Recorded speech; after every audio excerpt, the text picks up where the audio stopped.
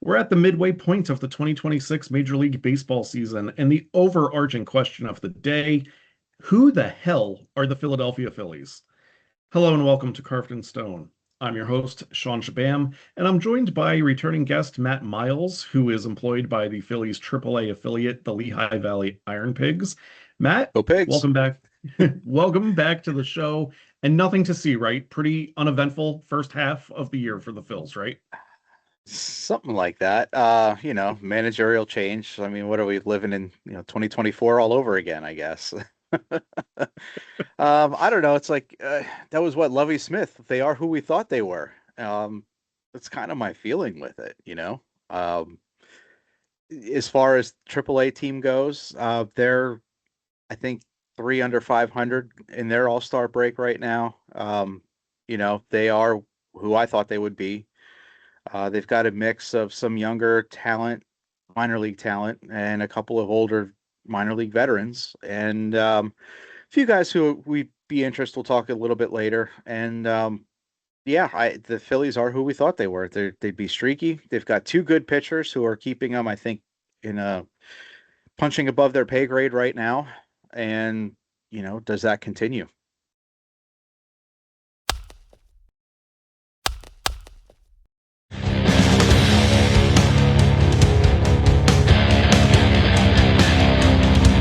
Obviously, that was sarcasm about there being nothing to see here. It's been it has been a wild first half of the season. The Yeah. Phillies made the decision to fire Rob Thomson early in the season when they were struggling. Can't blame them. You can't fire every player. Since taking over, Don Mattingly has helped guide the Phillies through a strong stretch. How much of the turnaround do you attribute to the managerial change, and how much was simply a talented team finally playing up to its potential and maybe Topper's firing just being a wake-up call?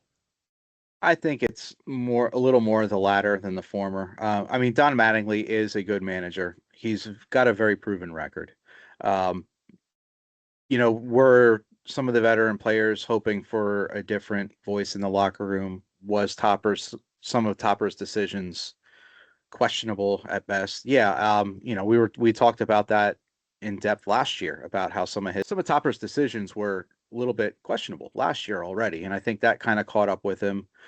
Um, I mean, obviously there was talk of losing Marsh last year in the offseason, and Marsh seems to be the number one hitter on the team this year. So, it's sometimes I think some of that is talent stepping up and saying, "Hey, Marsh got the opportunity. He knows he knows he's talented."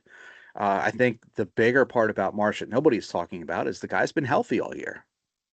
Knock on wood. I mean, really, the whole team has been quite healthy this year.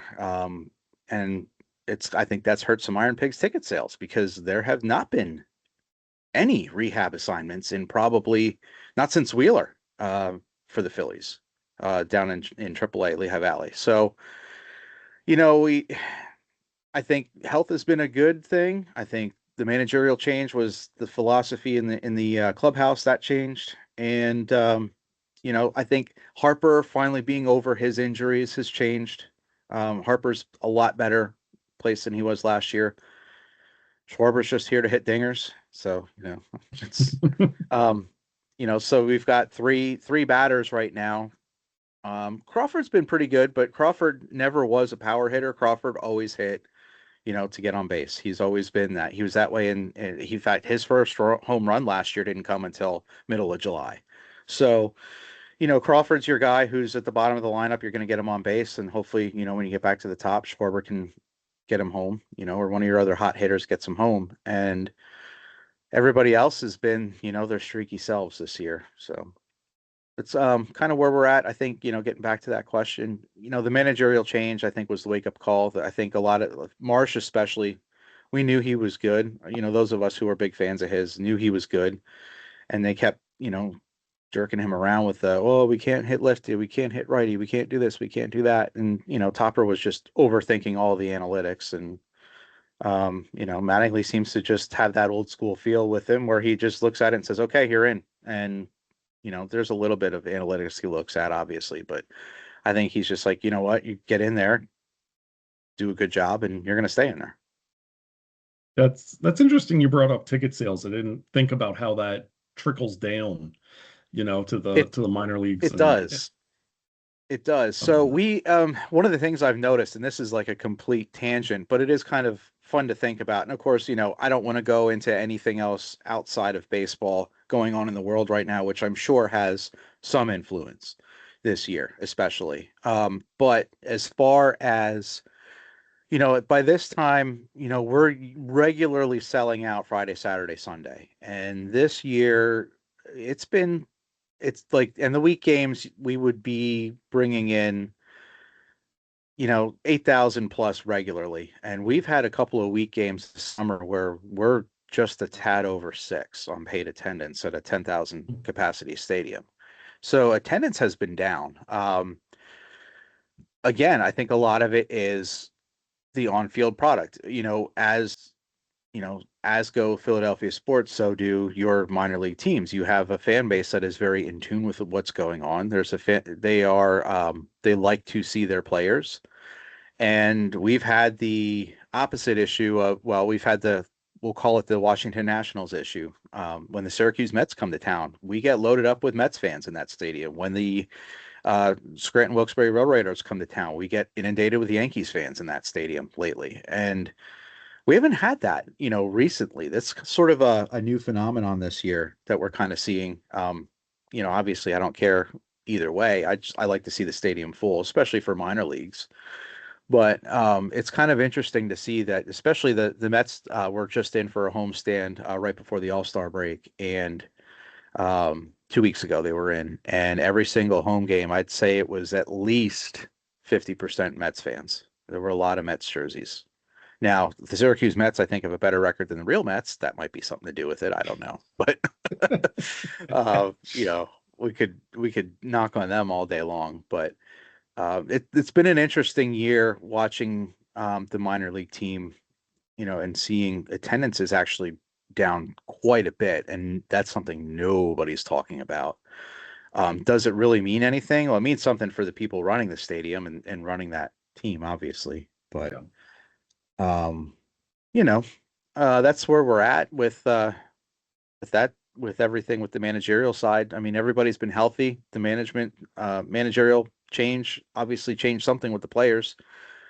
And yeah, there's been a bit of a trickle down where we're not even the teams they've been playing. There haven't been many minor league rehab assignments either with the opposition. Um, you would especially think if they're like the Mets had somebody rehabbing, there'd be more Mets fans in town too, or Yankees. And there just hasn't been any rehab assignments for the early part of the season. Yeah, speaking of the Mets, hey, we just celebrated Bobby Bonilla Day, so Yeah. happy belated one there. Yes. Happy Bobby So, Bonilla Day to those who celebrate. so getting back to the managerial change, Mattingly recently said that if Dave Dombrowski wants him beyond this season, he's in. At this point, I think it's when, not if. When do you think the Phils remove the interim tag? I'm going to go ahead and disagree with you there. Hmm, I don't think they're going to. really? I think if Dombrowski stays in, Alex Cora is the man next year. Um, Mattingly originally, when he took the position early on, was like, I don't know if I want to do it for any length of time. Now of course things are good. Everybody when they're in a place that they're happy with, sure, yeah, I'll stay on.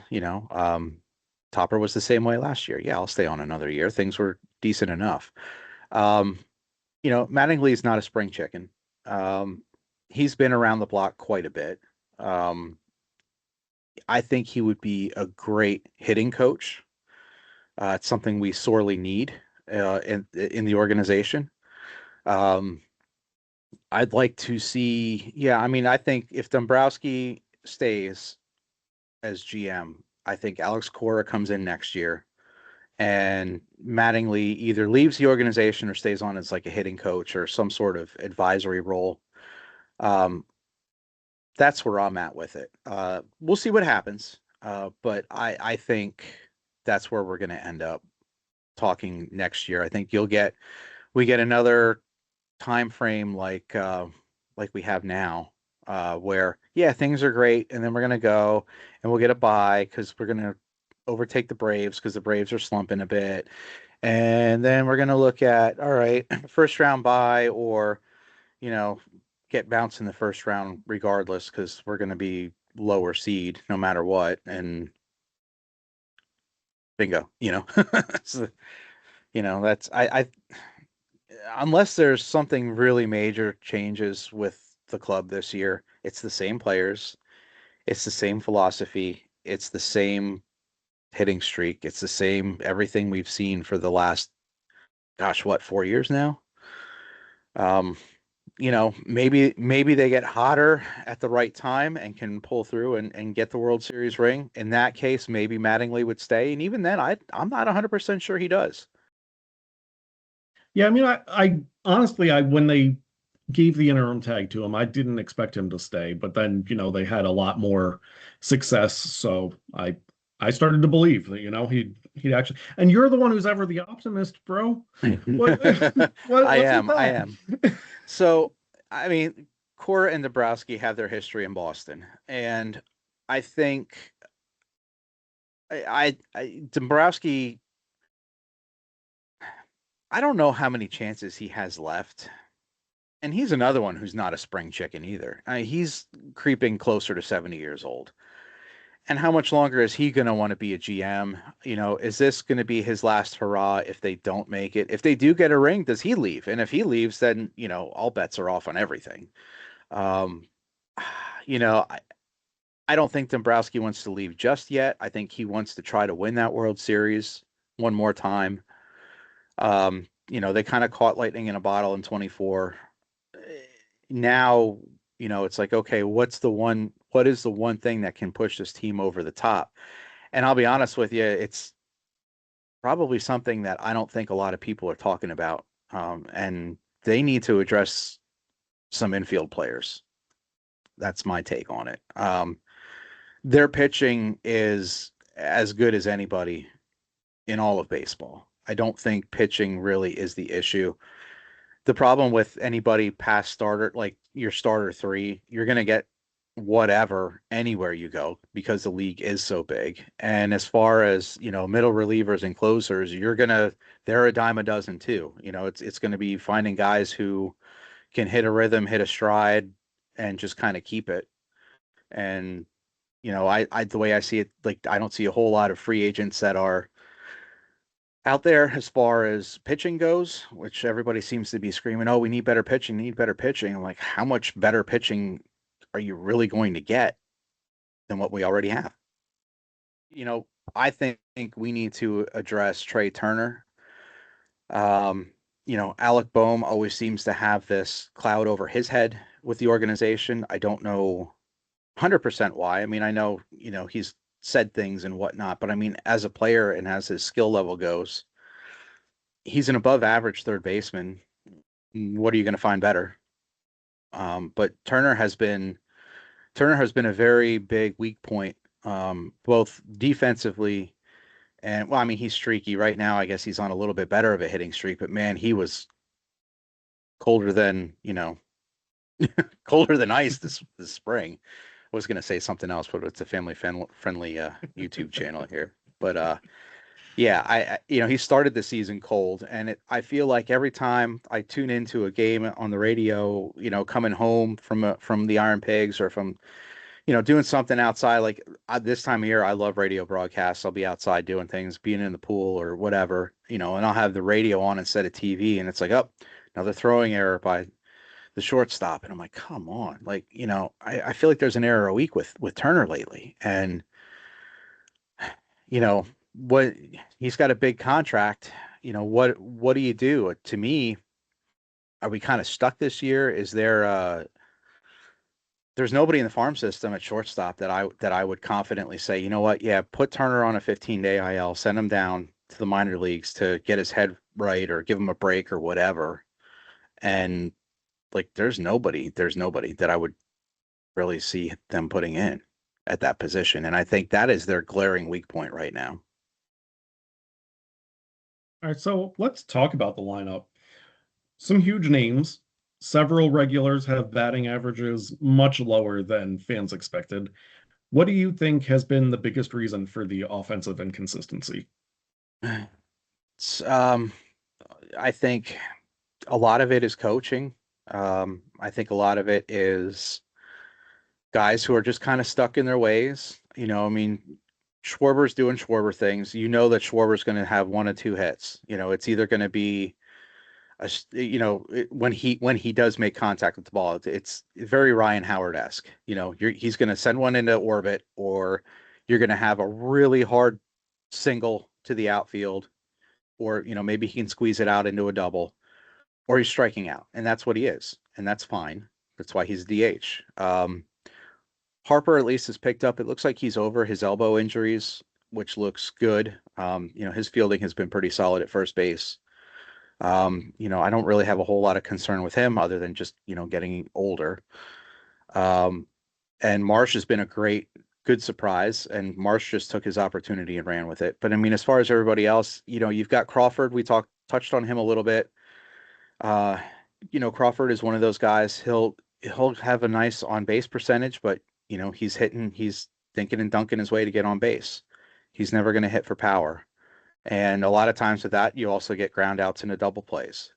As far as, everybody else, Bohm has the power when he's on. But he seems to be he's either swinging early or swinging way late. And, that all comes down to coaching. Where what are we doing during batting practice? Are we just listening to music and shagging fly balls, or are we actually working on technique and working on positioning and working on things like that? And I don't think they are like they should be. So obviously Brandon Marsh, like you said, he's been great. And you brought up Kyle Schwarber. He's doing his thing with the home runs. I think you kind of already answered this, but I'm going to ask you anyway. Has Sure. anyone flown under the radar at the dish, do you think? Flown under the radar. I think Crawford can be a really good piece for the team. I really do. Again, like, all right, if Schwarber's going to send one into orbit every, what, 12 at bats, I guess, right now, like, you got to have people on base to make it count. And unfortunately, they're not doing that with the bottom half of the lineup. And once in a while, you get one or two guys in, and that's it. I think your best one is Crawford. At the dish, that's pretty much it. Like that, everybody else is way below the Mendoza line, and you're going to get what you get. They get on base once a game, maybe. A lot of times it's every 2 games, and that's not going to win you ball games. Yeah, and that's why I never liked Schwarber as the leadoff guy. I know he likes to be the first one out there, but I've always, said if he's gonna rock one, let's get in three instead of one run. Although, I mean, it's great. It was always great when you started the game with a homer. That, Yeah, that you can't duplicate that momentum swing. Um, sure, on the sure. on the flip side, who has been the biggest disappointment at the plate? I know who I think it's been. For me, it's Turner. Like I said, I know he's been okay lately, but like, I mean, you need him on base because he's a base stealer, and if he's not on base stealing bases, it's not helping. So to me, it's Trey Turner. To me, it's JT. Yeah, yeah, but I think, the club knew that you're going to get one or the other out of him. You're either going to get good defense or you're going to get hitting at this age. And I think Yeah. they were willing to sacrifice the bat for a good defensive catcher and someone who works well with our pitching staff, and that's why he got the contract he did. So that's why it's a little less on the radar for me. Well, that and really when I look at catching as a whole, I mean we're carrying three.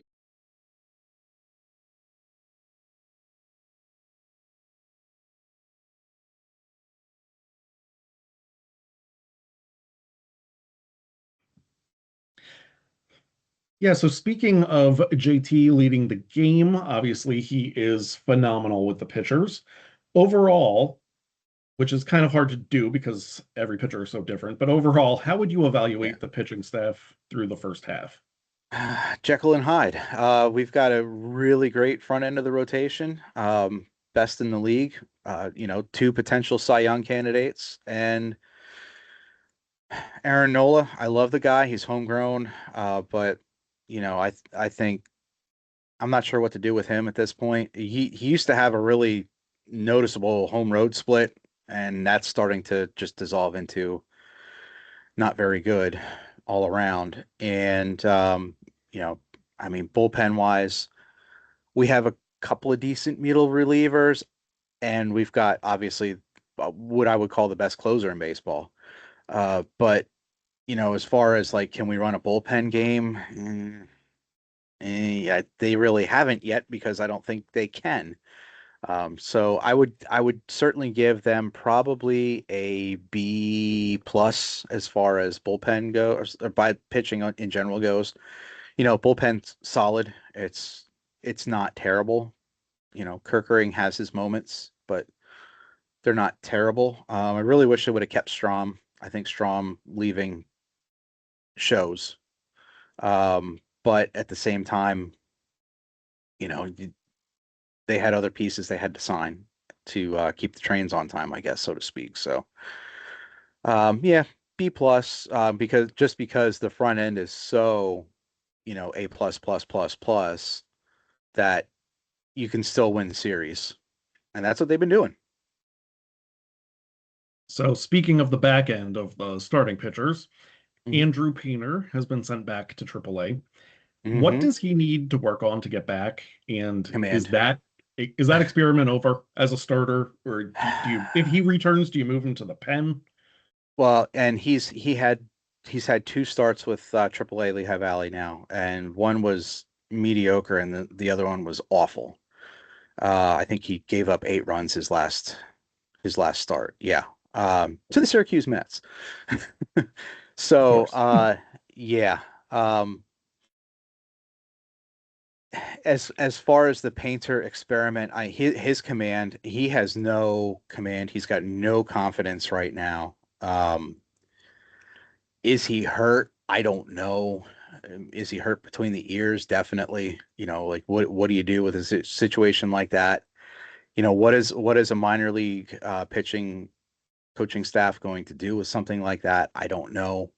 Again, even when he was in AAA, he was very streaky. He could start out well, and but by the time that the batter saw him a third time, they had him figured out.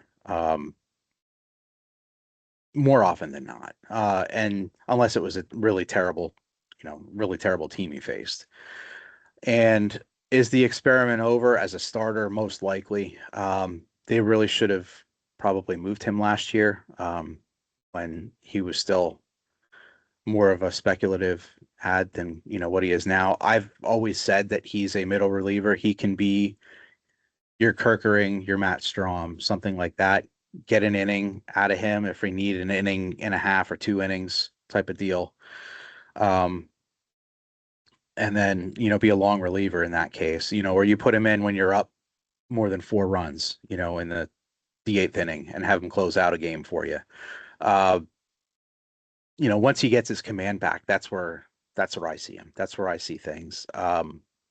If he ever gets to that point. I don't even see him. I'm not sure what his contract situation is. I haven't looked that up, but I think he still has a minor league deal. Um, I think they selected his contract to be on the roster, but he still has options.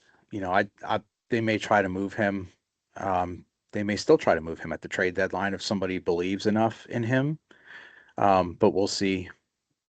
Painter's done. As far as the AAA team pitching goes, anybody decent's up with the Phillies right now in their pen, with the exception of Chuck King, uh, who's the That best is a pitching great name. name. That yes, really cool dude. I've gotten to talk with him a couple of times when I run camera down on the field. He used to be on an advisory role with the Padres, and then decided he wanted to get back into playing and I know the Phillies gave him the minor league deal. And he reminds me of Mitch Williams, very much a Mitch Williams pitcher. Um, Great fastball, but walks a lot of guys. But also strikes out a lot of guys. His last start, I think he struck out 7, but walked 4. Fortunately, only gave up an earned run. So, it's September kind of veteran guy that they'll probably bring up as a piece. But, everybody else right now in AAA, it's a lot of guys that they're churning. There's a lot of, oh, this guy's on waivers. Let's pick him up and throw him in and see what he can do. And they'll throw him in like the 5th inning and he'll give up 3 runs. It's been tough. Pitching is very tough to come by in this league, and it shows. Man, I wish that he had played for the Phillies at some point, because I just did my Mount Rushmore of Phillies names. So I put together a whole roster, and man, that would have been a great addition. Yes. Chuck King. Put him right on put him there at number 4 on the right-hand side. He's got the flowing mullet and the white trash mustache. And yeah, he's, like I said, it's a very Mitch Williams, like he'd have fit right in on that 93 team. That's for sure. So as far as the pitchers go, behind Cristopher Sánchez and Zack Wheeler, Jesús Luzardo has been pretty good, but he's been inconsistent. Mm-hmm. Aaron Nola has been what Aaron Nola is. You get either a Cy Young candidate or you get Taijuan Walker. Is there anybody who you think they'll put in that 5th rotation? I mean, you already said they don't have really a bullpen game. Is there a 5th guy? And like, what do you do with Nola in the postseason? Let's assume that they get there. Assuming that they get there. Well, and that's just it. That's assuming they get there. I mean, you're almost going to have to hope that your game 4 is almost a bullpen game, where you're hoping to get like 3 innings out of Nola, and then do you get Painter back, right? And then you go Nola, Painter, Kerkering, kind of go like a bullpen game that way. I'm not totally sure what you do, because the IronPigs haven't had any decent real starters. And there's been a whole lot of roster churn lately with sending pitchers up, down, up, down, up, down too. I mean, I can't even tell you who's even up there anymore, because there's been like 2 or 3 a week lately where, they'll send one up, and then after a 3-game homestand, they're sending them back down for somebody else. And they're kind of testing the waters with a lot of people. And there's no names that stick out to me. There really aren't. Who's out there as a free agent? Who's out there? Like, there's been like nothing about the Phillies at the trade deadline. Nothing. Like, last year, at least you had some rumors. There was talk of signing people last year at this point during the All-Star break. I've heard absolutely nothing. Have you heard anything? I mean, no. Let's talk about that. The trade deadline's approaching. And like you said, you haven't heard about any moves, neither have I. But do you think that Dombrowski should make a move? And the thing is, it's like, again, what are you looking for? I see shortstop as the biggest weak point. What do you do? Do you put, the IronPigs have Felix Reyes. I think he's played shortstop a couple of times, but he's one of those utility guys. You move him around. They've been really playing him in the outfield a lot lately. They have De La Cruz, who's decent, has a decent bat, but he's strictly an outfielder. And they don't really, at this point, they don't really need that. And then Otto Kemp, who can hit in the minor leagues, but he can't seem to hit in the majors. And Kemp will play third base, or Kemp will play shortstop. He plays a lot of shortstop. But, putting Kemp in for Trey Turner right now, that's not, as bad as Turner, or inconsistent, I should say, as Turner has been. I mean, maybe you lower some of the fielding errors, but you're losing the bat. Although, some days it may be a 1-to-1. They talked about, looking at Scooble, I think it was, as a pitcher. I just haven't seen anything. I'm taking a look at an article right now. It's a story by Stadium Rant that's on Yahoo Sports. Brooks Raley as a bullpen arm from the Mets could be a possibility. I'm not sure what the Mets are looking for other than everything. You know, I love to hear that. yeah, but the problem with them is they've got a very bloated salary, and who knows if we're going to have a cap next year and a lockout. Maybe that's what's really quelling any kind of trade rumors is we don't know what's happening as far as team construction or team payment structure goes next year. So that might be part of it. Taylor Ward is always a rumor, from Baltimore. Right-handed bat in the outfield. I could see that. What are they going to trade for him? What does Baltimore want? What does Baltimore need? Baltimore's in the same boat. They need arms. Well, everybody needs arms because there's a shortage. And we don't really have anything to give them. So, no one's going to take the Nola contract. No one's going to take the Turner contract. So you're looking at prospects. Well, we don't have prospects. Okay. Well, Painter was our prospect. So again, we don't have prospects anymore. You got Gage Wood, who, he looked pretty good in the futures game. But, do you hold on to him? Do you just say, screw it, we're not going to do anything with him? Do you take some of your guys like Reyes and see if anyone thinks they can do something with him? The Painter thing has really made me agree with the people who say trade your prospects, because it's so hard for them to work out. I mean, you get a guy drafted in the top 10, that doesn't mean he's going to make it even to the big leagues. It's so hard to make it. And if you can get an established player for a guy who may or may not turn into something. I mean, you get the generational players every now and then who you know 100% are going to be big stars, but for the most part, you don't know what's going to happen. I say, especially if you're in a position where you can win now, go win now. And that's the thing. The Phillies kind of have been a win now team for, we're closing in on 5 years. And at that point, that's when you gotta sort of sell the farm to keep things up, because how big of a window of opportunity do teams really have in the major leagues? And it's not as bad as the NFL where it's like 1 year to the next, but you if you have a 5-year window, that's a pretty long window in this league right now. I mean, take a look at the Yankees. They're flaming dog poop right now, and for a team that has so many titles, they've kind of been down for a while now. That's a team that perennially you just expected them to be in the playoffs, in the American League. It's like, okay, well, they're going to win the NL East. It's going to be who's going to be their wild card team coming out of there, and then you rotate between the Sox and the Rays, and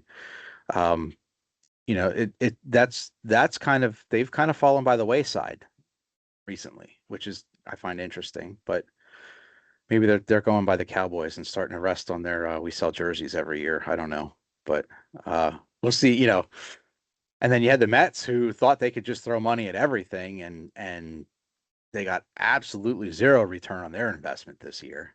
And they've got a bunch of contracts, so I'm sure nobody wants to touch. And their minor league team is pretty decent, but again, usually, I mean, that's usually the case a lot of times, where if you have a bad major league team, you usually have a pretty good AAA team. Like the White Sox a few years ago, when they were chasing down the loss record, their affiliate, the Durham Bulls, I think, won the AAA pennant that year. So there is a bit of a correlation there, where when you have, the Iron Pigs won the International League pennant in 2018, well, look at your 2018 Phillies.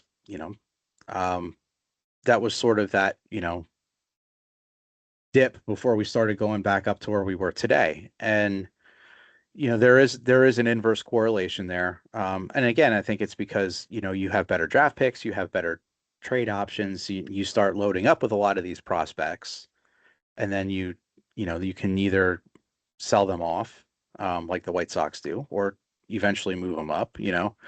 Because I guess the White Sox they were on a streak matching the Phillies, I think, when they played each other a little bit earlier in the season. But getting back to my point, when it comes to sell the prospects, when you're in a win now mode, that's what you do, and that's kind of what teams traditionally have done when you take a look at AAA records. So, speaking of the playoffs, do you think this team can realistically contend in the postseason if they're only relying on 3 reliable starters? I do. When you look at the rest of the league, and the Braves in their current state kind of prove that. They got out to such a big league because Philadelphia was so horrible, as were the Mets and the Nationals, really, and the Marlins. But when you look at at baseball as a whole, I touched on it earlier. It's literally, the pun, the arms race. Arms are hard to come by, and the fact that we have 2 Cy Young candidates on the Phillies, and that we have decent enough third pitcher. We're winning series. When you look at it, the Phillies are winning series. They can go into any series.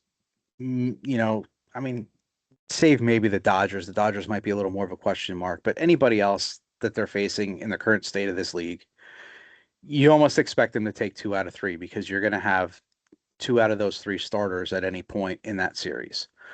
And, I think they can certainly go far in the playoffs with that. When it comes to the World Series, it's another, as we've experienced now, the World Series is a completely different animal. Even the championship series are a completely different animal. With the state of the league, both of them go 6, 7 games now. Or close. You can 6, reasonably 7. yeah. Oh, gosh. But you can reasonably expect longer series the deeper you go.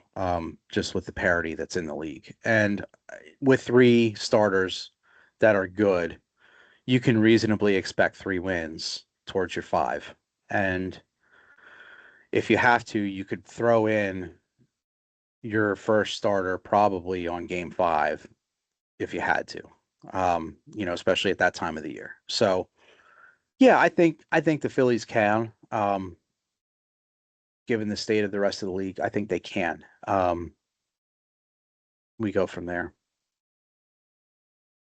Yeah, and I think one thing that is really going to help them is, if they face any adversity trying to get into the playoffs or when they're in there, is just how this team just refuses to quit. They've pulled That's true. off they've pulled off some remarkable comeback wins. What is it about this group that allows them to keep battling back?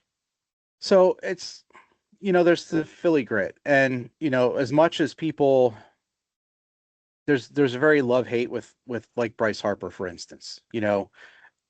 Bryce Harper came here and just embraced, the Philly. What is Philly? What is it like to be a Philadelphia sports athlete? And you can argue that of anyone in the last 25 to 30 years to embrace it, it's Bryce Harper, hands down. He's the one who completely embraces it. And I think as some of these players get a little bit older, like Brandon Marsh embraces it. I think it's that grit that, right, wrong, or indifferent. Some people would call it like a faux blue collar. It's that blue collar, that grit, that ethic. And I think Don Mattingly has been a big part of that, where I think Mattingly really kind of embraces it as well. I think he likes having players that aren't afraid to quit. And I think he looks at situations and talks to these guys and says, hey, you've got the talent to do this. You can, I've seen it. He's, whether it was facing them, whether it was, whether it's working with them, he's the guy who's telling these guys, look, we know you have it. Um, dig in and get it. And some of these wins, okay, against a Nationals team, but one of those games was a Sanchez game where I think they were down 6 runs that they came back from. Where Sanchez was off a little bit and the team picked him up. I think that's what is it? I think a lot of them are embracing like they did in 2024. Once there was that change, they're kind of embracing the Philly as I'm calling it, and I think that's the biggest takeaways. They're embracing the Philly. They're embracing the let's get it going. Let's dig a little deeper. Let's push a little harder. And they all feed off of the crowd noise at Citizens Bank Park. They really do. And I think, and Citizens Bank South in Washington, I think helped a lot too for some of those comeback wins in Washington a couple weeks ago. So here's an unpopular opinion. Mm-hmm. I think the mystique of the noise at Citizens Bank Park in the postseason is worn off. Everyone knows it's going to be loud. If you're an opposing player and you can't handle the noise, you probably weren't going to handle the pressure of playoff baseball to begin with.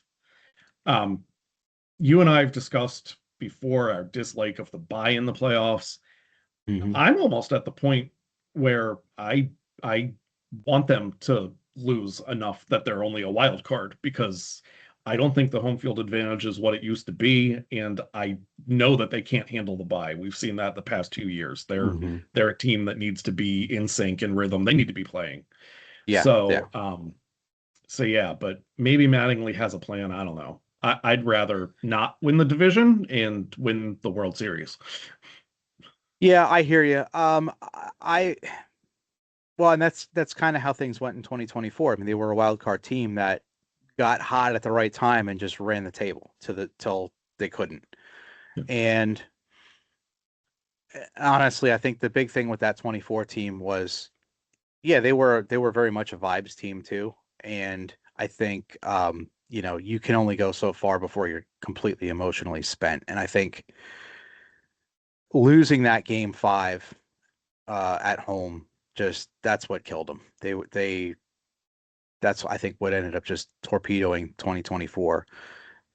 They are, it's funny, I say the Philly is a vibes thing. It's very much a vibes team again. Hey, well, Stubbs is back in the clubhouse. They very much are a team, but baseball has always been that way. Baseball is very much a momentum sport, and I'll be interested to see how they handle the All-Star break. A lot of them were doing a lot, like their biggest players were doing things all through the break. None of them were sitting at a zero like none of your core butt guys, with the exception of Wheeler, which Wheeler's going to come out and I think still pitch angry anyway, so I'm not too worried about him. But like a lot of your guys were involved with the All-Star game and involved with things during the All-Star break. So I think they're still going to come out with the momentum. And we'll go from there with going back to the vibes part of it. So they're very much a vibes team. They're very much a momentum team. Yeah, I hate the bye. I think it's stupid. It's not like the NFL where you're used to not playing for a week. They play almost every single day for 180 days. And then, go back to spring training and it's probably closer to 195 to 200 days a year. And a lot of those guys will even play in Japanese league and World Baseball Classic and stuff before that. So like the bye, it just for baseball is just the dumbest thing. But yeah, the two parts I'd like to see, they're very much a vibes team. They're very much a momentum team. Can they keep the momentum going? Yeah, sure. Winning they can also win the division and not have a bye, which would be kind of cool. I could see them doing that. Because, boo Braves. And there's nobody else. I mean, it's the Phillies and the Braves are going to be dogfighting the rest of the year. There's nobody else that's going to come close. the Nationals aren't going to come back out of anything, and Miami doesn't have anything to offer her. Yeah, that's where I'm at with that. As far as the Citizens Bank mystique, when you're a vibes team, you feed off of it. And like I said before, I think, because they came in as a wild card and ran the table in 24. I mean, you can run on vibes for so long before that tank is empty. And a lot of those guys that were on that team before, I think, know that now and kind of have that in their back pocket and kind of realize that, okay, we need to, sometimes put the emotion in the pocket a little bit more and just focus a little more on the game. You're not going to like the Reese Hoskins bat slam was awesome. But that's sort of, you'll have those moments, but at the same time, I think this team is a little better, a little more mature to run the same type of playoff run again, and maybe with a better outcome. Yeah, the days of the daycare are over. Yes. Yeah. So you alluded to this about Wheeler pitching angry. What did you think about him refusing the invite to the All-Star game? Late invite, I should specify. Very late. Yeah. The league has a bit of egg on their face with that one. Like, again, I don't know how much the managers dictate who starts, and what the lineup is and whatnot as far as the All-Star game itself goes.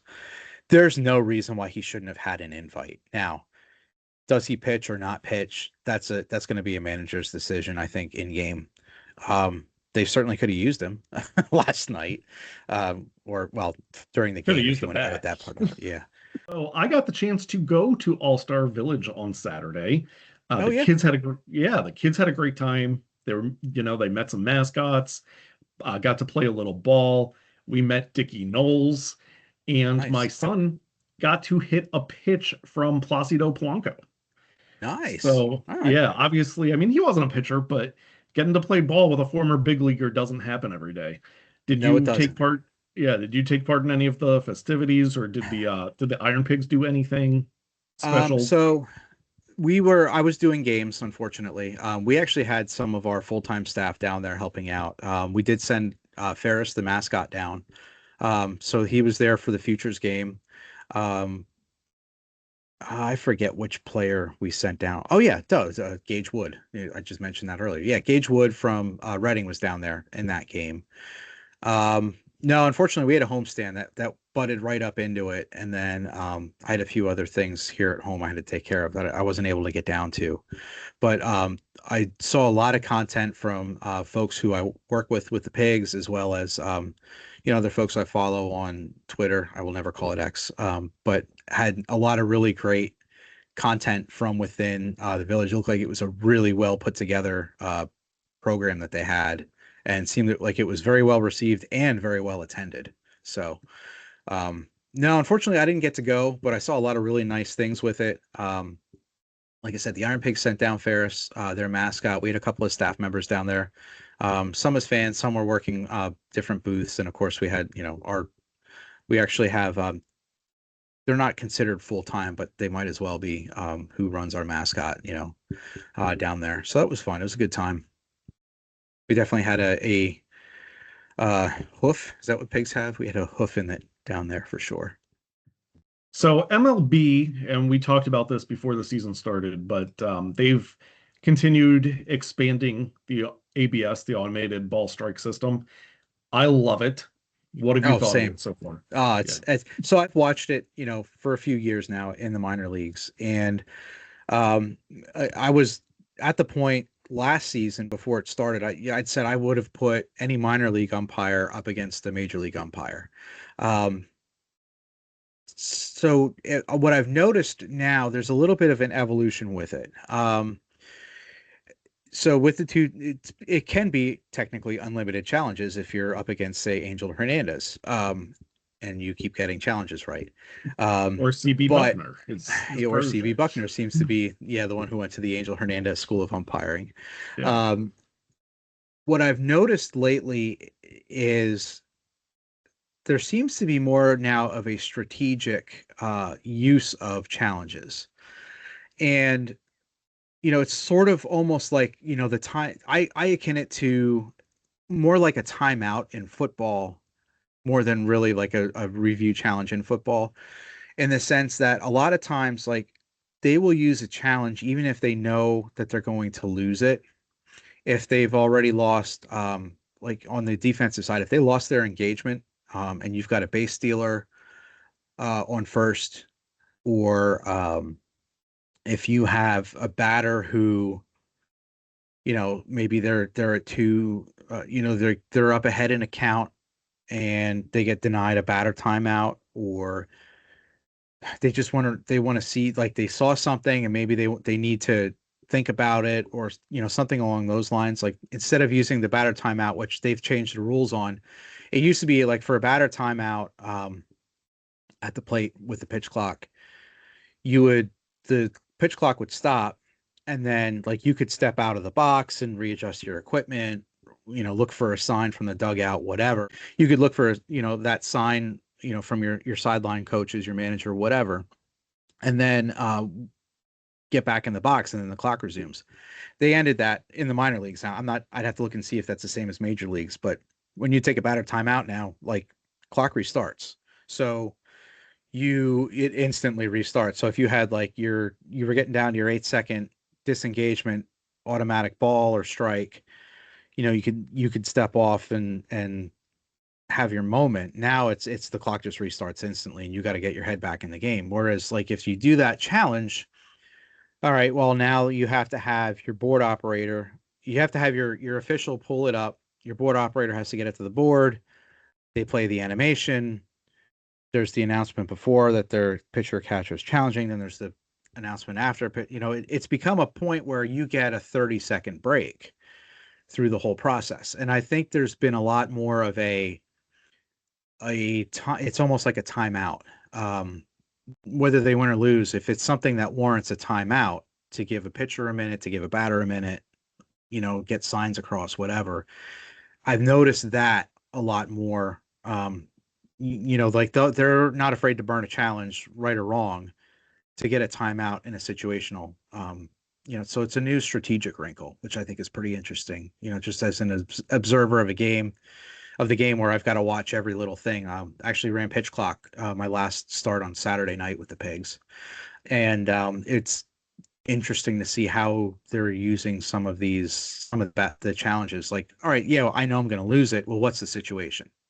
And where they get that 30-second timeout, which is interesting.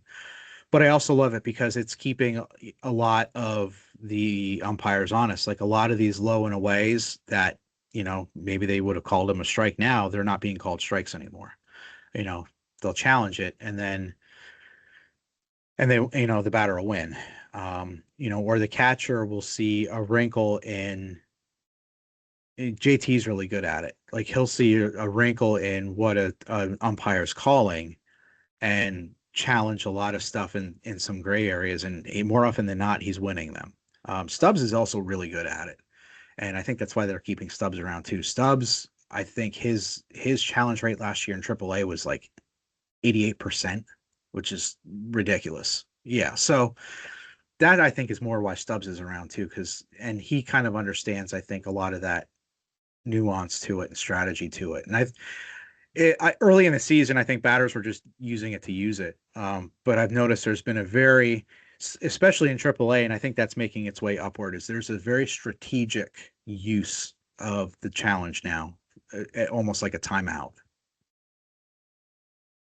That's interesting. I was not expecting to hear using it like a timeout, but that's a good point.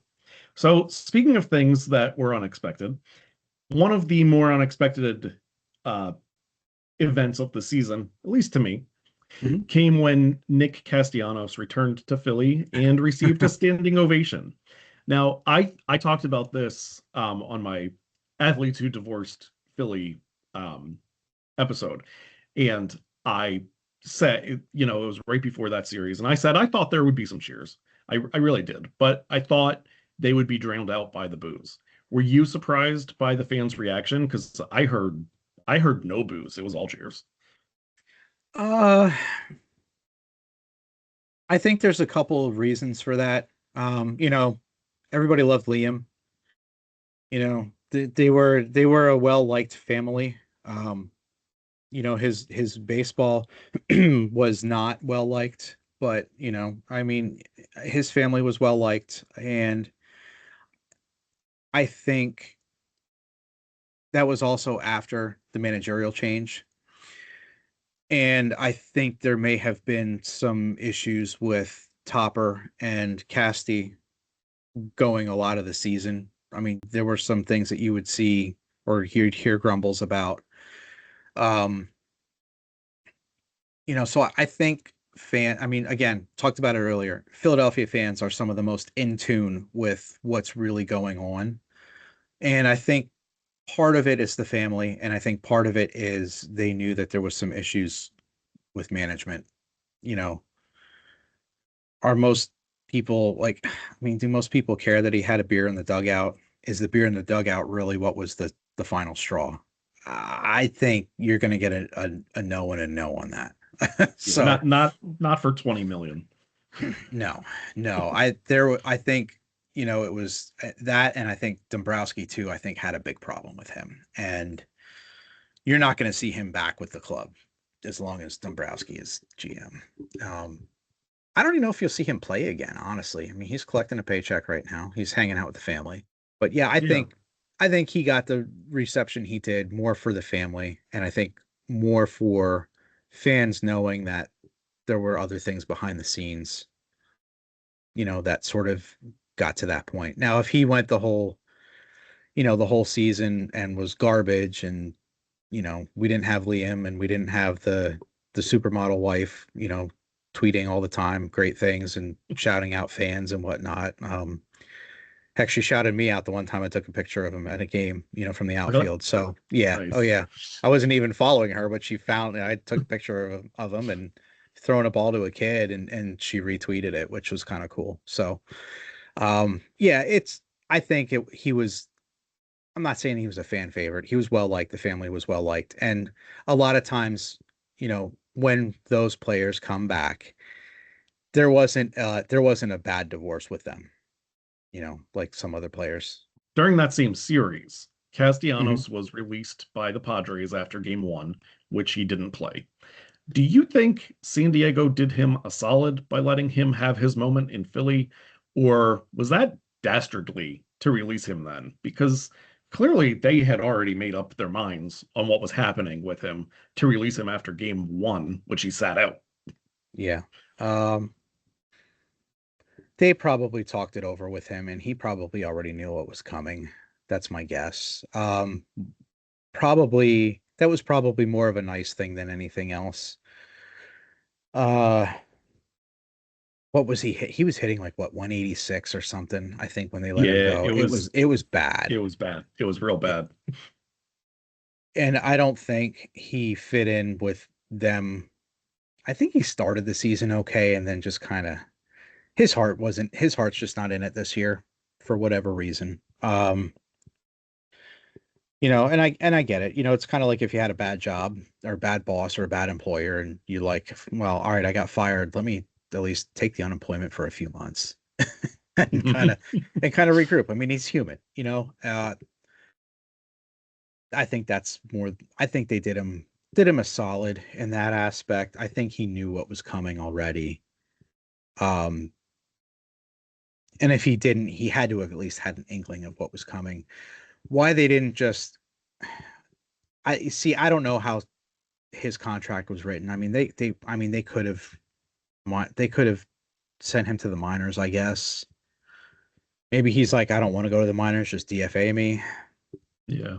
You know, who Yeah, knows? I think That might have been a discussion they had too. yeah, I mean a player has been around. He's 34 years old and he's been in the Hmm. majors for how long? Is he really Yeah, and gonna he's got two young kids. He's made his money. I'm sure he's certainly not blowing his money. You know, I'm sure right. he's like, you know what, I'm done. You know, good for him. You know, baseball season is a grind. I don't blame him. You know. Yeah. All right, I'm gonna wrap it up with the single hardest question that I'm going to ask you today. Okay. If someone hadn't watched a single Phillies game this season and asked you who are the 2026 Phillies, how would you answer? Oh boy. So I'm going to answer your question with a question. Have they watched the Phillies in previous seasons? Are they a general sports fan, or is this it's like somebody just off the street? Just somebody off the street. Somebody off the street. So they are a Major League Baseball team that plays in Philadelphia. The name of their park is Citizens Bank Park. They have a AAA minor league affiliate team in Allentown, Pennsylvania. No, honestly, to somebody off the street who's kind of a baseball fan, I'd say they're a team to watch. If it's a sport that you have sort of shied away from previously, certainly give the Phillies a watch. They're a great fan base. They are a team who I think can contend for a championship. You're going to have fun watching them. They're going to make your beard turn gray in certain places.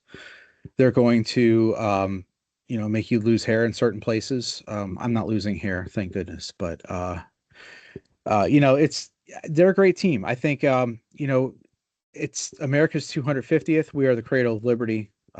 Support the Phillies. Give them a watch for the rest of the season. That's the team who I think they are. I think they are going to be a team who can contend. I think they're a team that can break your heart. They are a team that is just going to be fun to watch the rest of the season because the Mets certainly are not.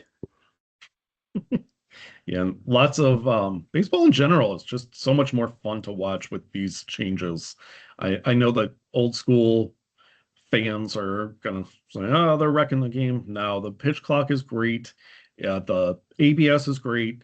The limited moves over for pickoffs are great. Yes, the disengagements has been huge. Yeah, I mean, they're bringing new fans in because it's not a 4.5 hour process anymore. The one thing I hate is the runner on second in extra innings. The intentional tie-breaking runner, zombie runner, ghost runner, whatever you want to call it. Yeah, that to me is, I don't like that because, unfortunately, more often than not, it does make the game end a little quicker. But at the same time, you're right. I think the guy who got out last should not be on base. I don't think you can institute a designated runner for that position anymore. You could when you had the pitcher as a batter and that position was up. You could, but that since everybody does American League fake baseball rules now with a DH, you can't do that. That's the one thing that if there's anything that I wish they would bring back, my boomer take, as it were, is pitchers should hit. What got me off of that? I used to be on the same high horse, but you know what got me off of that?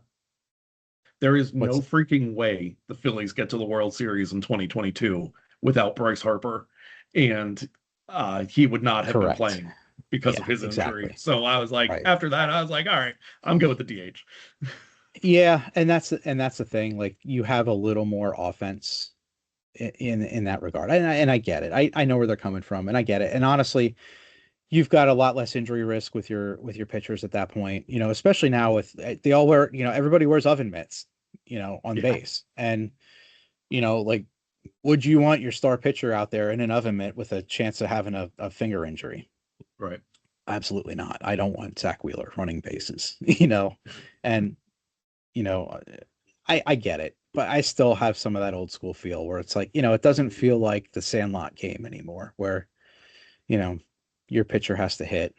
Although, most of the time, what do we pay with all-time pitcher and a lawn chair as a catcher? We would do it, but for the strike zone. But yeah, I mean, that's sort of my boomer take, but you're right. As the years go by, I'm a little less and less inclined to be upset about it. Yeah, and you do get your occasional freak like Ohtani. Yeah, who does both. Yeah, which or Joe Blanton. Mighty Joe Blanton. He homered in 08, right? That's what you're referring to? Yes. In the 08 playoffs. In Dodger Stadium. Yeah. Okay. Oh, that's a huge stadium too. Yeah. So, I mean, and he put that back a couple rows too. So I mean, it's not like it was a just over the fence cheapy, into the bullpen type of deal. So yeah, he was good for a couple of them, that's for sure. Yeah. All right. Well, I think that does it for today. Matt, thanks as always for being here and talking America's pastime. Absolutely. It's great. It's one of my favorite sports, and sad we're a little halfway through the season already, but I'm ready for some fantasy football too. So go I Birds. hear that. I can't play fantasy baseball. It takes too much time. So. Yeah, I used to. The thing there was like, they used to call it a roto for a reason. Like you were constantly churning the roster. You were always putting, you always had to find who was hot and who was not, and otherwise you just were terrible. So yep. Yeah. All right. So thanks again. And for you, the viewer, as always, thanks for joining. I will see you next time. Go Birds. Go Birds.